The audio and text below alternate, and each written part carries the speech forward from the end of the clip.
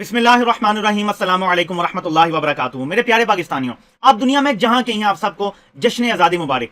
آئیں آج کے دن مل کے عہد کرتے ہیں کہ ہم اس پاک وطن کے لیے جان کا نذرانہ پیش کرنے سے بھی گریز نہیں کریں گے۔